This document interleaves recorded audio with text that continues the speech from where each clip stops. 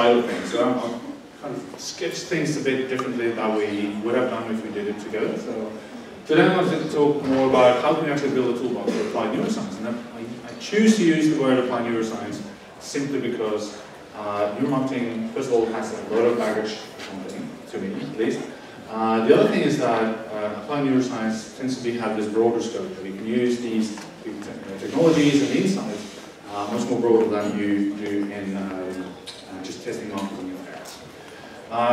My name is Thomas. I'm, as I said, both at the Neurons Inc, I'm CEO and founder of that, but also still at the CBS, Copenhagen Business School, running the Center for Decision Neuroscience, and I'm at the Singularity University in California. So basically what I do is to apply neuroscience insights and tools to understand anything from consumer behavior to management and even innovation and creativity. Today, the talk is going to be about the toolbox, so to speak. And I think, even for myself, we're confused, to be honest. I think when it talks about all the different methodologies we have available, you name anything from GSR to implicit association test, eye tracking, fMRI, EEG, you name it. We are confused in terms of, it could be, when is it suitable to make it, to use a particular technology? When should we combine technologies?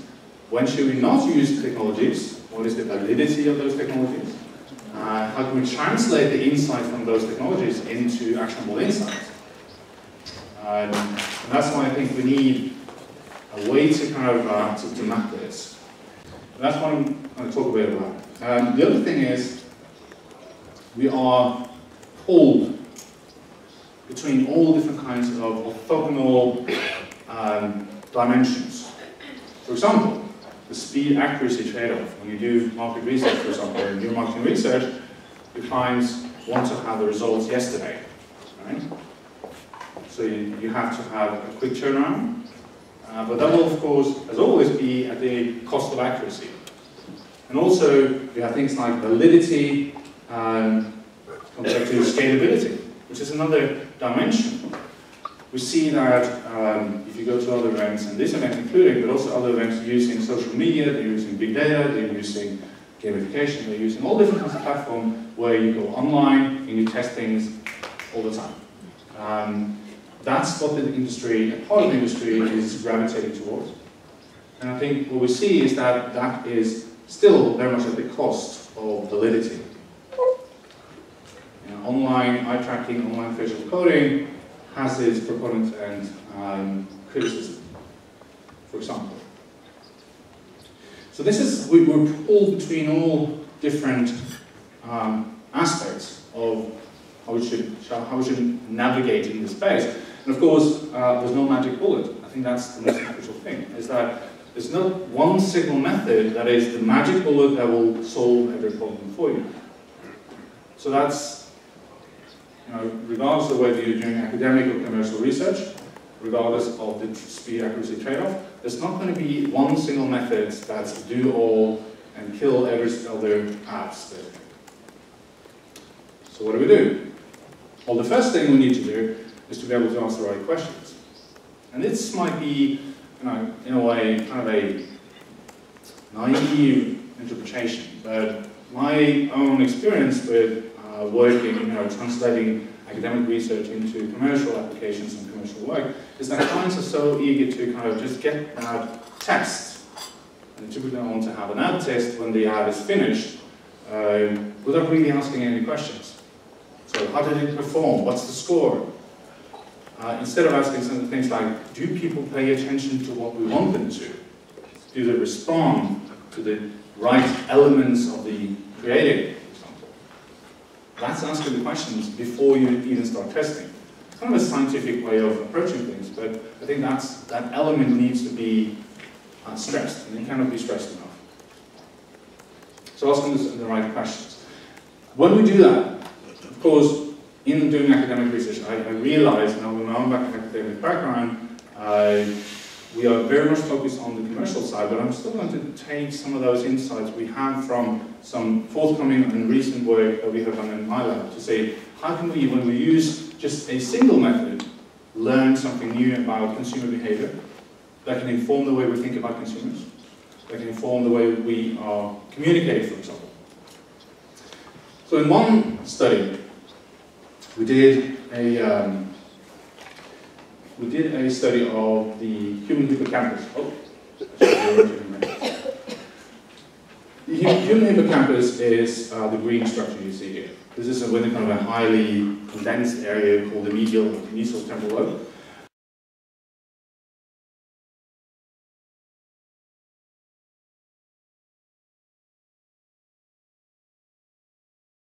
Start with the thing that may be most difficult for some of you in the room, which is how to pronounce my name. It's Tadeusz Zorawski. But I have good news for you. You can call me Tadek. It's shorter, simpler, and I believe it will be easier for you, more friendly, etc. I'm the CEO of UN, or Universal MacCann. We work in media, so we do media campaigns for our clients. We also advise on marketing communications.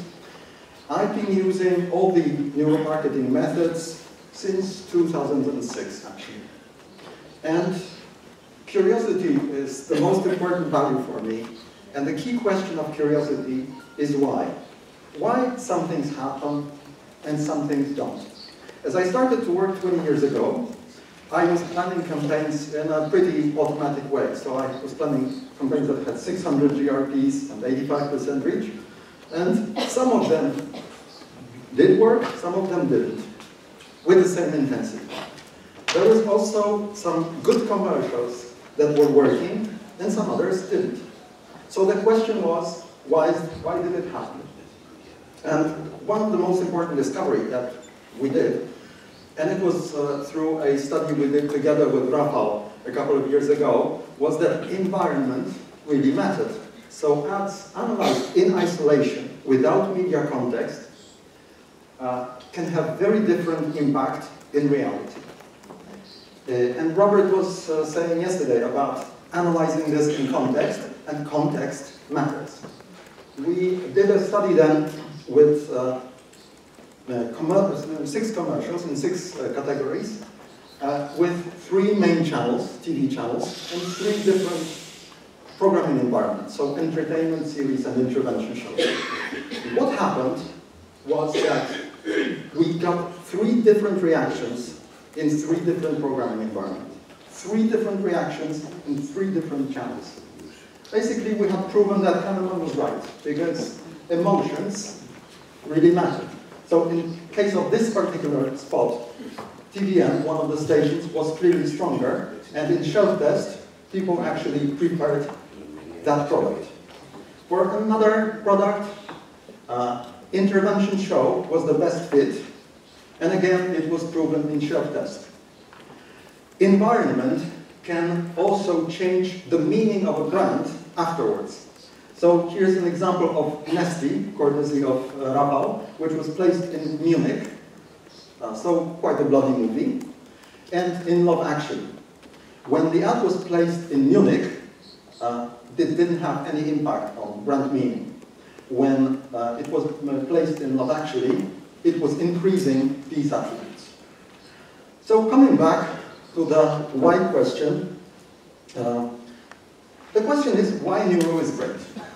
And this question gets asked quite often by neuro people. I happen to work with, as a CEO, with some of the CEOs of my clients, and one of them, when looking at the research, said, this research is fascinating, mostly for researchers. What I need is conclusions and recommendations. And, you know, if he was so much interested in research, he would be probably working as a researcher. Now he works as a CEO in a completely different company. So the question that is asked is not why neuro is great. The question that I get asked is why people buy products of our clients, or they don't buy the products of our clients. And there are 3 types of questions. That's something called golden circle. Why, how, and what. Plenty of companies talk what they do in this industry, in other industries. Some of them also say how they do it. but very few of them answer the why question. And the question why is actually about the client. So why there will be a benefit of the research to the client. Now, it has something also to do with the structure of mind. What and how addresses neocortex, and why refers to limbic system. So it triggers emotions, and it triggers motivations and decisions. So if you explain why, if you start with the struggle, you will sell everything. If you start with what and how, you're very likely not to sell everything. So the three questions that arise in discussions with clients are why people buy, how they change, particularly now in digital times, and what to do to make them buy. And this is what I'd like to talk to you about. So starting with why people buy, there's one golden rule on this. People only buy when value is higher than price. But there's magic word, perceived value and perceived price. And if we think about perceived price, for example, there's a wonderful experiment with The Economist, which was firstly offered in two options. $59 online, 155 printers online. In this case, 68% preferred the cheaper option. Because right now, the access to information is most important. It changed fundamentally. Before any investment in marketing, when rate card was constructed in such a way. Now, for the years in business, just like in Star Wars, the key parameter has been brand awareness. Now, the thing is that the value of the brand is not awareness. The value is appeal times uniqueness of something. If I buy a new smartphone, I buy it at a high price if it's appealing to me and if it's unique. So, brand awareness clearly doesn't matter.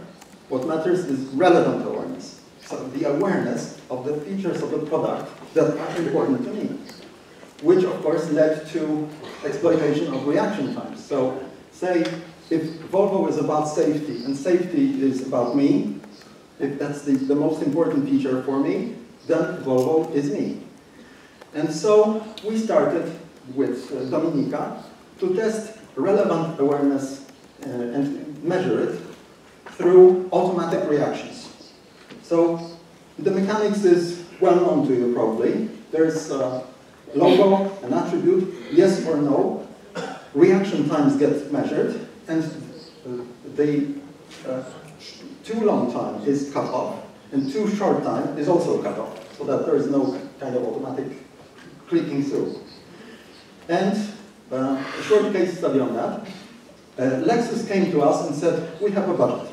This is not so huge budget, not so small budget. We can do sponsoring of, say, tennis or fashion or sports or any other things. But we need to focus on one thing. So we tested Lexus for competitors and a dream car.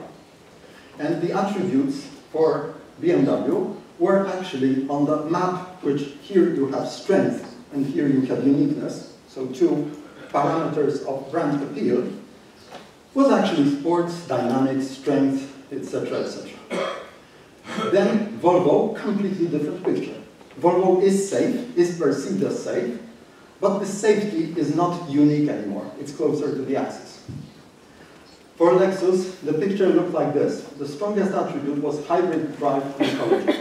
Now we were thinking, does it really matter for target audience? For target audience, many things mattered, but the hybrid drive. And we searched for the two things which were high in Lexus' case, which was prestige and success. So we told them, okay, why don't you guys focus on communicating success and prestige?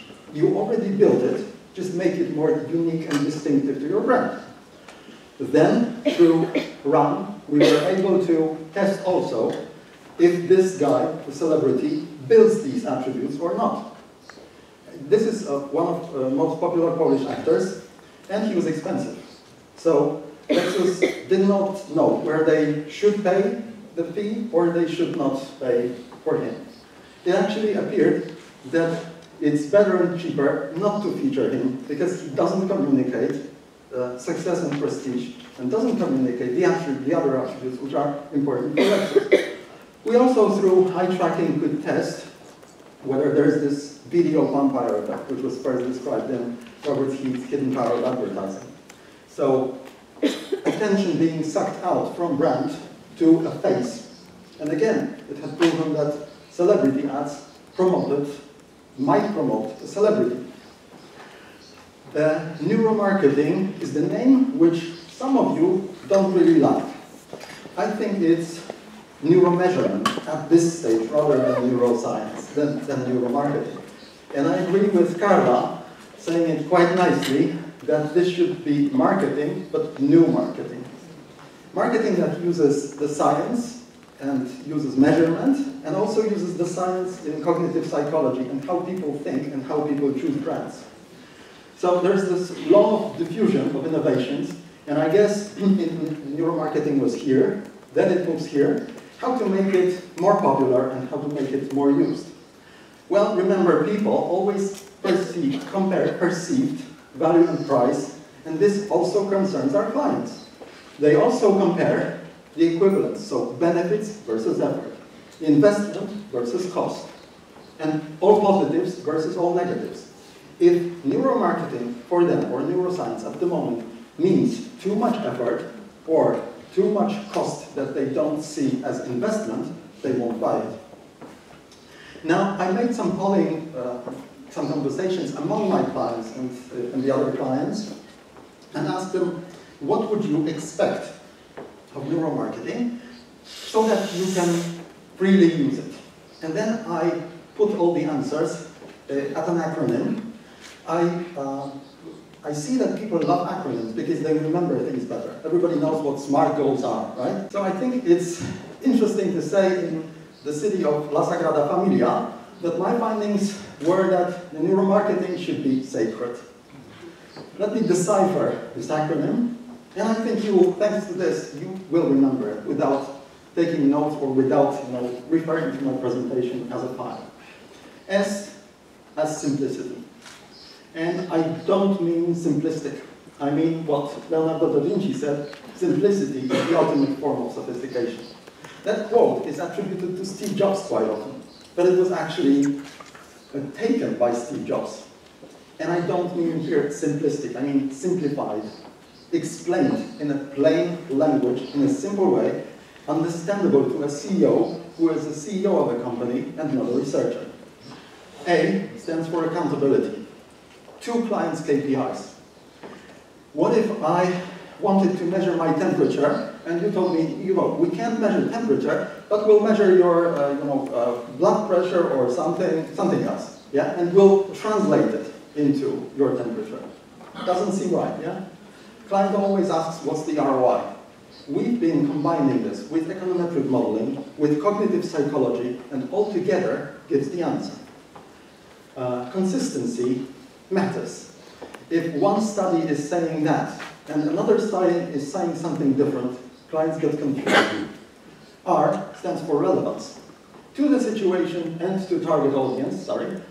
And I liked Joe Wilkie speaking in the first day, the leaders meeting, that if we have a hammer, it doesn't mean that hammer is a good tool for everything. For some things, hammer will be a good tool. For some other things, we may use a screwdriver. Engaging innovation. And here, there's one thing that I like very much, which is called, not even me, it's liked by millions of people. It's called logo quiz. So basically, it's a game where you can guess the logos. The number of downloads is enormous. 40 million on App Store, almost 100 million in Google Play. Now it features 1,000 logos and in-app purchases, so you can buy additional modules as a customer. This is gamification of market research in purest form. So which market research company created logo quiz? Of course, it was not created by a market research company, it was created by a man from Spain, Javier Pérez Estariaja, developer in Spain who has no prior connection to market research. And D in sacred is for developing along with technology. This device hits the market in April. There are equivalents. There are things like Samsung Gear and other smartwatches. And this device is able to measure heart rate and many other things which may be very important for neuromarketing. So you will have your devices with people everywhere. Point 2, how people change in digital times. Well, we know that technology grows very fast and evolves very fast. How do people evolve? I would say that's the direction. There's talk about generations, and there's generation L, like lazy. Technology makes our life easier, but makes us lazier, and makes us HD, which does not stand for high definition in this case, it stands for head down. And there are 5 effects of digitization among humans. And I put them under the acronym amoeba. It's almost like a bacteria, but not that dangerous. And here, A stands for ADD, attention deficit disorder. What do we learn first when we go to a conference? What's the Wi-Fi code? Memory stands for memory deficit.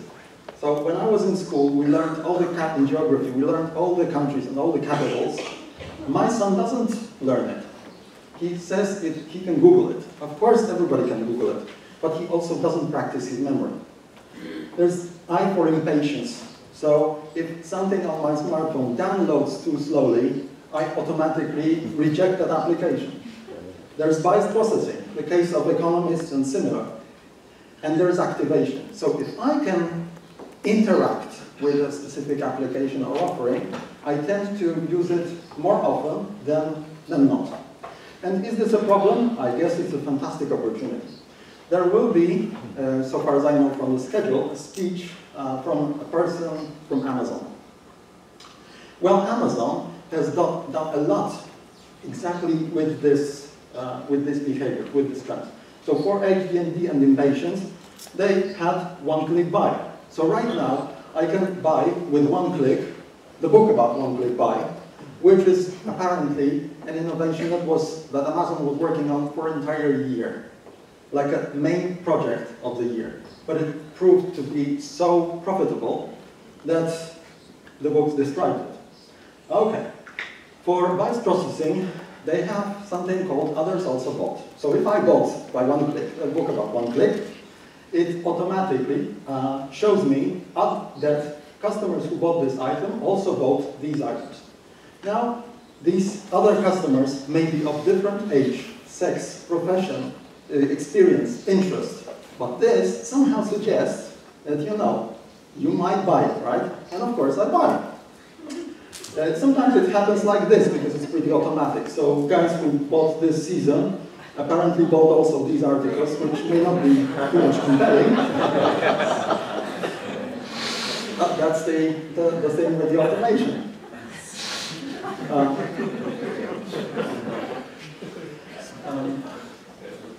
For memory deficit, Amazon offers similar too.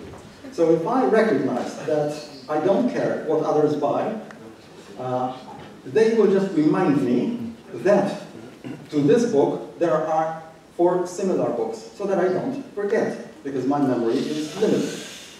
And for activation, there is this great program of Top 100 Reviewer. Now I'm an avid reviewer in, say, TripAdvisor and other programs, and I was wondering, what should I do in order to get this badge, Top 100 Reviewer? Well, there's a book about this on Amazon. And the person who got to be Top 100 Reviewer was a couple of years ago writing a couple of hundreds of reviews. Now you need to write a couple of thousands reviews, close to, I guess, 5,000 or so. I was also wondering, what would this Top 100 Reviewer get from the company? Would he or she be getting discounts or any preferences? They get absolutely nothing. They get books which are sent to them by publishers, which they need to return, because that's the code of ethics of reviewers. So they only get more books to read, and that is what drives them, the activation. And the third thing, what to do to make people buy. And there's a great quote of a guy who is coaching salespersons, and he said, his name is Jeffrey Gitomer, and he said, people hate it when somebody sells something to them, but they love to buy. Yeah. And if you look around in shopping malls, that's actually very, very true. There are people there willing to buy things. And what to do with this in the new communication times? The 5 communication trends that I see are CERCO. And that's again an acronym helping you to memorize it better. CERCO in Italian means I search. And of course the importance of search engine and search marketing is enormous. There are plenty of people who do not type the website as www, etc. They will type the name into Google. Generation L, lazy. And Google prompts them the name. And it's easier. But here, the letters stand for the following things. C for content, E for entertainment, R relevance, connectivity, and open sourcing. And I'll cover them one by one. Content is the thing that actually right now we're almost at the end of 30-second spots, of advertising tales, of pushy advertising. But the people still love to buy, and they search for content which helps them to understand why should they buy this or that product. This was perfectly done by American Express, who produced a movie with executive producer Davis Guggenheim and producers of Waiting for Superman. The movie was titled Spent, Looking for a Change. It's still on the website, on YouTube, you can find it. 12 million downloads. I guess my friends from the US will confirm that 12 million in a 200 million nation is pretty decent rating, maybe even the rating of almost like a Super Bowl or another primetime event. And this was just a 40-minute movie for people, showing them some other guys who had been fallen for institutions like that. So they were not taking cash loans from financial institution or a bank. They were taking them from institutions like that. They tell their stories, and it's basically a very helpful content that is just sponsored by American Express. And that's the direction. So people won't be willing, they never were, to advertising, but now they can see some valuable content. And this content can be entertaining. And plenty of industries might say, okay, we're in such a boring business. Well, think of Lowe's. Lowe's is a DIY store in America. And might have been seen as a pretty boring category. What they did was they used a platform called Vine, social platform where you can put short movies, just up to 6 seconds, played in loop. And they put a program which they called Fix in 6, where there are movies like that. So if you have this case and you can't unscrew this screw, you can use this just as a simple ribbon like that, and it works. And these movies are played in a loop, and there are dozens of them. Now this started with a budget of $5,000, and it created them 150 million of impressions and mentions also on social media. R stands for relevance. The hot trend right now is in media is programmatic buying. So right now, you can buy through platforms like Hadrian, precisely users or consumers on specific stage and direct specific creative for them. So that's the case for Hyundai like Sunday in Australia, where different creative was served to those who were not sure whether they want a Hyundai. Maybe they want another brand. Different creative was served to those who were already decided for Hyundai, but they didn't know which model to choose. Different creative was served for those who already was searching for a dealer. And different creative was served for those who wanted to book a test drive. And they wanted to be followed up after the test drive. C stands for connectivity. And here is the case of The Walking Dead in New Zealand. They used a social app called Tinder. Tinder is a geolocation-based dating app. So basically, if you're in a certain area, you can subscribe and you can put your photo, and you can say whether you're interested in meeting men or women. And if this person happens to be in your choice and she also agrees, then there is a connection and you can talk and have contact. What The Walking Dead did was they involved a couple of attractive girls, not even a couple, there were more of them, into a game where after first series of contacts, they were turned into zombies. Now it is obvious it was a game, but 87% men followed the contact, even though they knew that this was actually just a funny trick. And O stands for open sourcing. And here a great example from the UK, where in December 2012, Sainsbury asked the people of Britain to film their Christmas. And Scott Free Films and Gibbs Sainsbury and Ridley Scott's associates created a movie called Christmas in the Bag. If you know Love Actually, and plenty of people know and love this movie, this was just like Love Actually.